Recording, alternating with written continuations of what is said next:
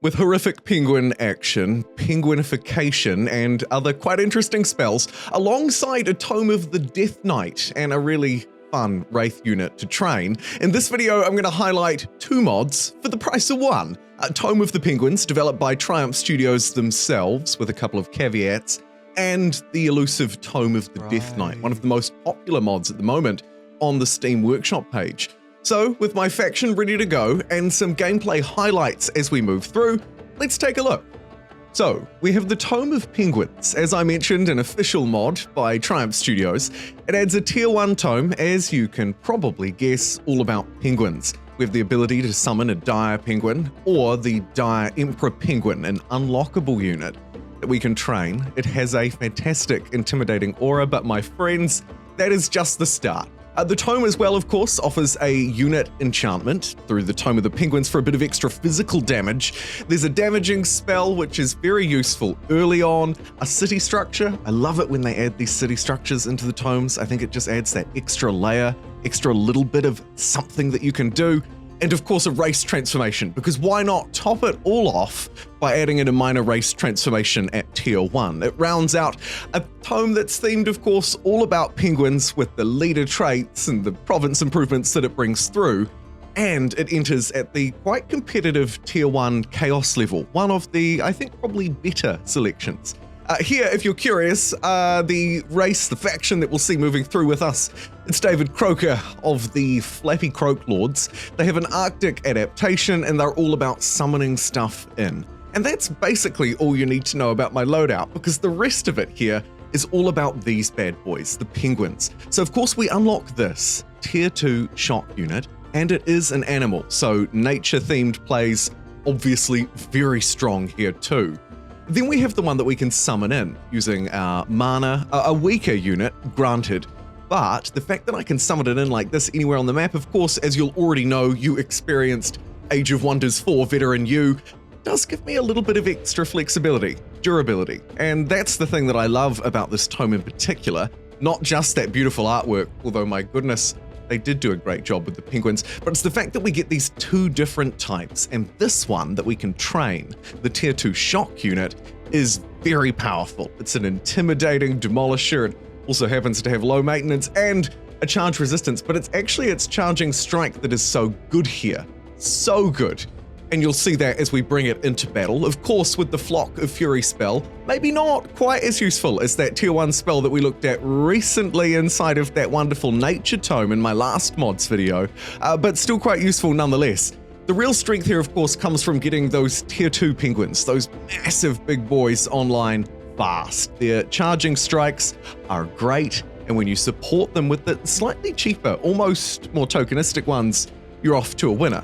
Of course, they should be supported by a penguin leader, another part of the tome, adding in that extra support ability that we can kit out our heroes with. I am, by the way, just as a quick side note, a particular fan of those support abilities.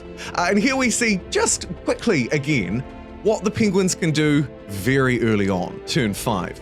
As a quick note, and I've seen lots of discussion about it in recent videos, as well as on the Steam Workshop page for both of these mods, which will of course be linked below, this mod can be picked by the AI, so the AI can also choose this tome. Some of you might think a little bit overpowered to have these units so early, and you might be right, but if everyone has access to it, at least it makes it a little bit more reasonable, and these victories ever sweeter. Also, a shout out to the very observant viewer who noticed that I, the noob, like always, accidentally left the sword and shield on to my hero. Thankfully this time, Chaos Orb to the rescue, just like penguinification, which actually doesn't do all that much. It adds some frost resistance and this intimidating aura, which, to be fair, as we move through and pick up the second tome we'll be looking at, will become increasingly useful as we can work a little bit in and around morale. Sadly, we don't end up looking like penguins. We do, however, have the Nest of Evil city structure providing mana and gold, basically upkeep for our penguins, as well as this penguin statue, again mana and a bit of draft. I should also note that there are many versions of this mod on the workshop. Triumph's official one hasn't been updated in weeks now, but thankfully Cage has this version corrected. This one has actually been corrected even since the time of me filming this footage, but 1 or 2 days ago, now, as you can see, having updated artwork among other things. Linked below, as I'd say, highly recommend you check it out. Now we move on to Tome of the Death Knight, which does have some synergies actually with that kind of shadowy thing we were talking about before about morale. Here though, we have the Death Knight armor, which of course messes with their morale, and hopelessness likewise, but this time for status resistances for us. Then there's Summon Wraith, which is the big sort of selling point here, but there are some interesting stuff around the edges too. Sacrifice Dissidence, a spell I use to harvest souls off my vassals like there was no tomorrow. Literally a saving grace for getting that Wraith online.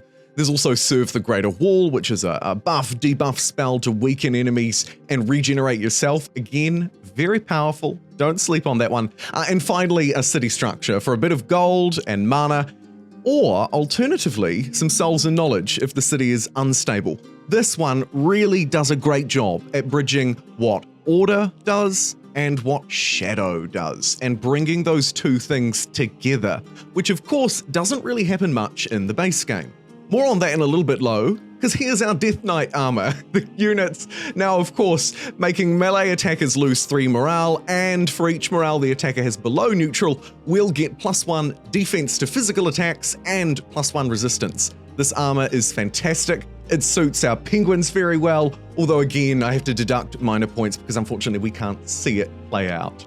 Here's the spell that I was talking about earlier, Sacrifice Dissidence. Now this is very important because if you haven't built up a soul economy until now, which you may not have, especially if you've gone the beasts route for your penguins, then you're going to need it. Here it's absolutely saved my backside so that I can summon in the Wraith, which costs a whopping 75 souls in order to crush the anguish of enemies, basically allowing you to one-hit an enemy unit preying on its low morale. This is what it looks like on the map here inside the Army of David.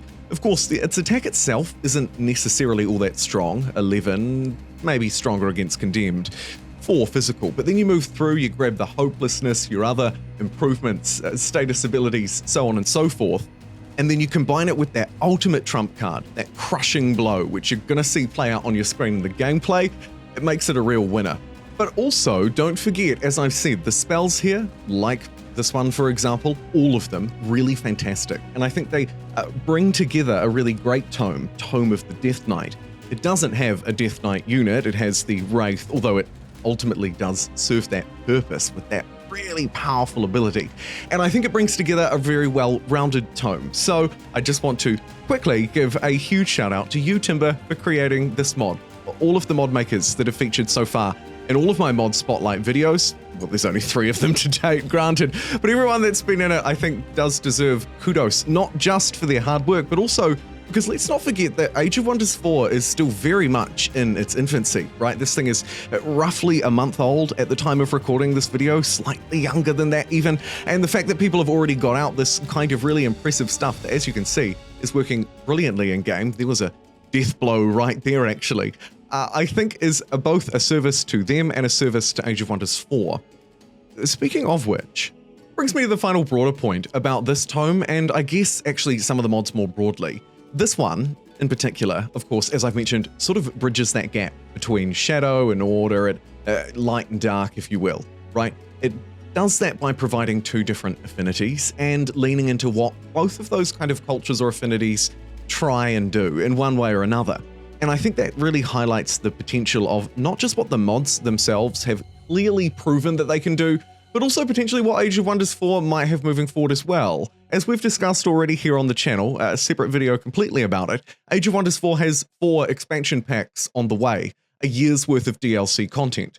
And we know inside of that content, there'll be the kinds of stuff that we've looked at here in this video, shining a spotlight on mods. There'll be new tomes, new units, and of course, they've revealed a lot more than that too. City structures, so on and so forth. Basically, every area of the game that you could think of, there'll be more. Cultures, you got it. Dragons, they're on their way.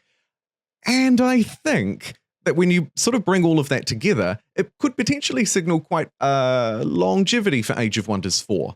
Is Age of Wonders as popular of a franchise as some of the other ones that Paradox publish? Crusader Kings 3, EU4, Stellaris, Hearts of Iron? No, potentially not. But with this kind of sticking power and creativity from the community that we've already seen, I'm pretty optimistic. Give these tomes a go. I'll see you next time.